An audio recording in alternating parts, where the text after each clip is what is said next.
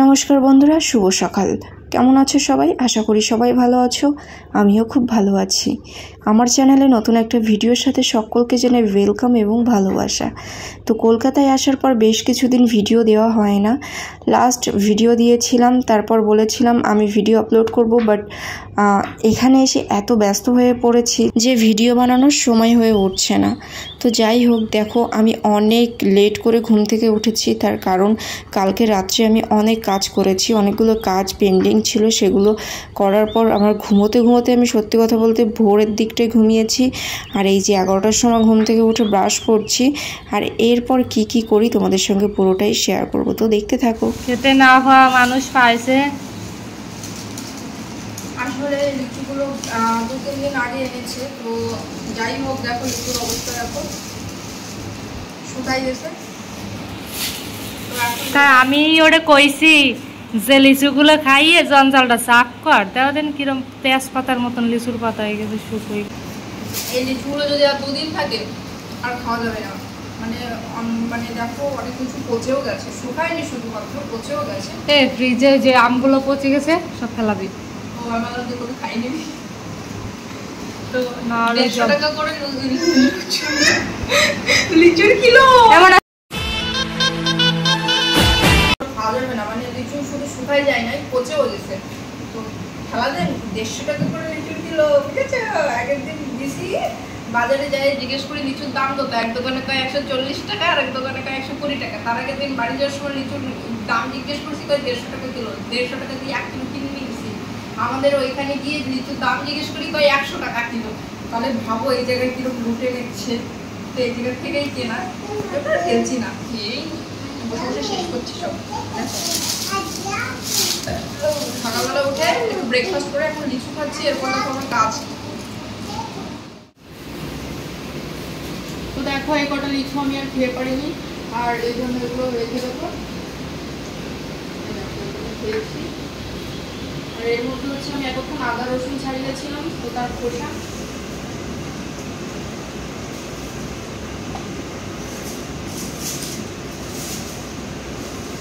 এখন এটা আমি বাইরে রাখবো, দেন তারপর আমি ঘর মুছবো। চলো তোমরা দেখতে থাকো।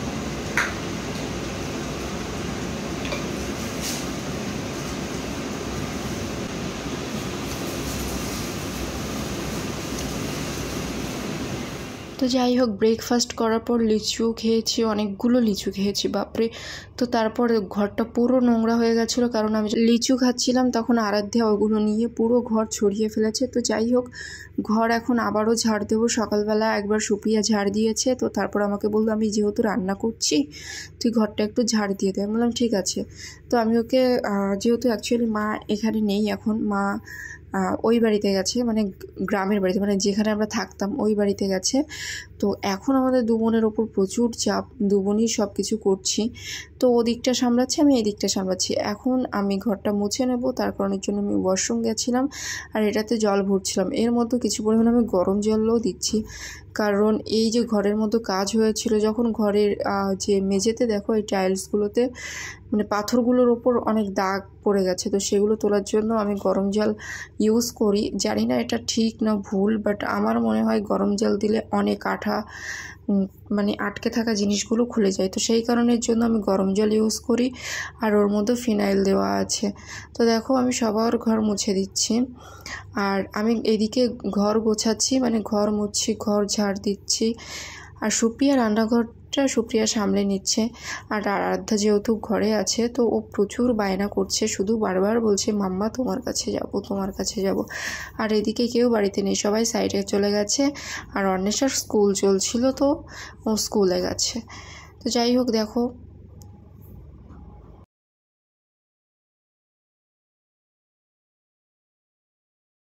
আমার ভিডিওটা করে দেওয়ার মতন ওখানে কেউ ছিল না, যেহেতু সুপ্রিয়া কাজ করছিল।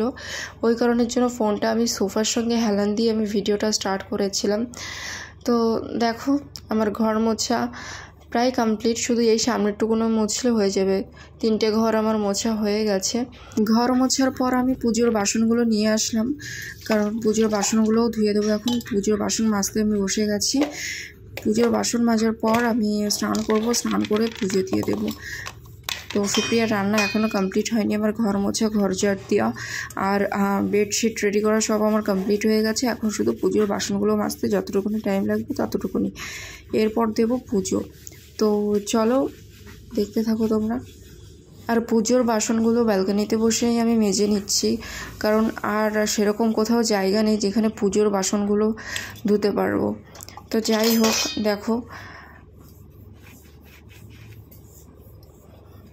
তো এখানে বসে সেম মানে কি বলো তো, পুজোর বাসন যখন আমি মাজছিলাম তখনও সুপ্রিয়া রান্না করছিল, তখন আমি ফোনটা বালতির সঙ্গে হেলান দিয়ে রেখেছিলাম। আর সত্যি কথা বলতে আমি প্রচুর টায়ার্ড হয়ে গেছিলাম, আর গরম, প্রচুর পরিমাণে গরম, এর মধ্যে এত কাজ, বাপরে। এর মধ্যে হঠাৎ করে কলিং বেল বাজলো। বোন বলল গিয়ে দেখ তো কে। তো তারপর গিয়ে দেখি যে যেই কাকুটা দুধ দিতে আসেন উনি এসছেন।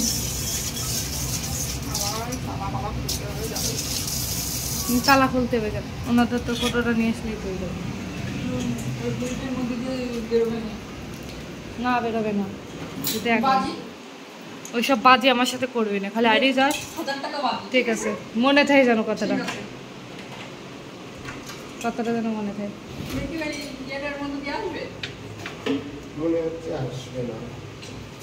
দেখি দাও দাও।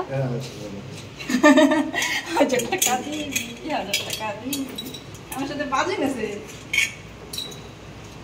1000 টাকা বাকি, বাজি বাজি বাকি বাকি।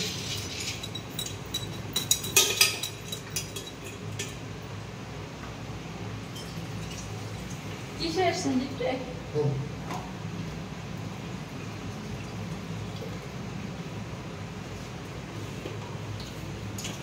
তালামার। কিছুক্ষণ পর সুপ্রিয়া আমাকে বললো আম মাখা করেছি, খাবি? তো দেখলাম যে কাসুন্দি দিয়ে কাঁচা আম, বাবা দেখেই আমার জিভে জল চলে এসছে, তুরন্ত নিয়ে বসে গেছি। তো দেখো আমি এইমাত্র স্নান সেরে আসলাম, আর আমি এর মধ্যে আবারও ঘেমে গেছি, কারণ এত গরম কি বলবো। স্নান করে মানে এসে আমি শুধু মানে চুলটা আঁচড়ে নিয়েছি আর বডি লোশনটা গায়ে দিয়েছি, ব্যাস এর মধ্যে আমি ঘেমে গেছি, এত গরম। ভালো লাগে না সত্যি কথা এই শোল মাছ, আমারও ভালো লাগে না, সুপ্রিয়ারও ভালো লাগে না, কিন্তু বাড়ির লোকজন খায় ওই দেখি। আর আমাদের ওই আমরা শোল মাছ খাবো না বলে আলাদা খাবার বানাচ্ছে সুপ্রিয়া, এখন কি বানাবে ওই জানে, দেখা যাক কি বানায়। ওই যে ইয়ে রাঁধছি তো, কি ওইটা উঁচুরে দেয়, শাক পাতা রাঁধতে দিয়েছি। ও আচ্ছা, চিংড়ি মাছ দিয়ে পিপলি শাকের তরকারি রান্না করেছে।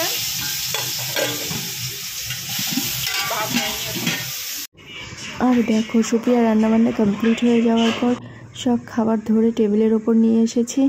এখন আমরা লাঞ্চ করব, আর লাঞ্চ সারার পর আমি অনেকক্ষণ ঘুমোবো। দেন ঘুম থেকে ওঠার পর দেখো আমরা চা নিয়ে বসে গেছি, কারণ আমরা চা ছাড়া চলতেই পারি না, সে যতই গরম হোক না কেন। 3 কাপ চা আমরা দুজনাই খাবো। তো এই যে আমাদের চায়ের ওপর যেগুলো ভাসছে ওগুলো হচ্ছে কফি। অ্যাকচুয়ালি কি হয়েছে, চা পাতা কম পড়ে গেছিলো, তো সুপ্রিয়া বললো ওর মধ্যে হালকা একটু কফি দিয়ে দে, দেখ খেতে টেস্ট হবে। যথারীতি আমি তাই করলাম। এরপর খেয়ে দেখার পালা যে আদেও কেমন লাগবে। তো কিছুক্ষণ মানে একটু ঠান্ডা হওয়ার পর খেয়ে দেখলাম যে না ভাই, বেশ সুন্দর খেতে লাগলো। তো এতদিন তো চা আলাদা খেয়েছি আর কফি আলাদা খেয়েছি, এবার চা আর কফি দুটো মিক্সড করে খাবো। তো যাই হোক, খেয়ে দেখলাম সত্যিই সুন্দর খেতে, ভালো লাগলো খেতে। অবশ্য আমি চা বানাতে ভালোই পারি। তো যাই হোক দেখো, আর যখন ভিডিওটা তুললাম আমার মনে হচ্ছে কি এই যে চায়ের মধ্যে কালো কালো ভাসছে, লোকে ভাববে পোকা, বাট এরকম কিছুই না, ওগুলো কফি। নমস্কার কর বন্ধুদের, বলো নমস্কার, ওইভাবে না, হাত জোর করে বলো নমস্কার। বলো সবাই ভালো তো, বলো সবাই ভালো তো, ভালো টালো থেকো, ভালো থেকো, ঝড় হবে কিন্তু, জয় হবে কিন্তু, সবাই সাবধানে থাকো, সবাই সাবধানে থাকো, আর ভয় করবে না, এই ভয় করবে না, ভগবানকে ডাকো, ভগবানকে ডাকো। ঠিক আছে তাহলে, হ্যাঁ বলো হরে কৃষ্ণ। হরে কৃষ্ণ। রাধে রাধে ডাল বলো, রাধে রাধে। লাফে লাফে হরি বল। আমা আম পাতা বৃষ্টি হচ্ছে, হ্যাঁ ভাল লাগছে তোমার? হ্যাঁ বৃষ্টিতে তোমার কি করতে ইচ্ছা করে? ছমছম ছমছম। ছমছমটা কেমন করে করে মা? ওরকম। যাই হোক, ডিনার করে আসলাম আর এখন ভিডিওটা এখানেই শেষ করছি। যদি ভিডিও ভালো লাগে অবশ্যই লাইক কমেন্ট শেয়ার করে দিও। আর এবার থেকে আমি ডেইলি ব্লগ দেবো, আশা করি তোমাদের খুব ভালো লাগবে। তো চলো টাটা।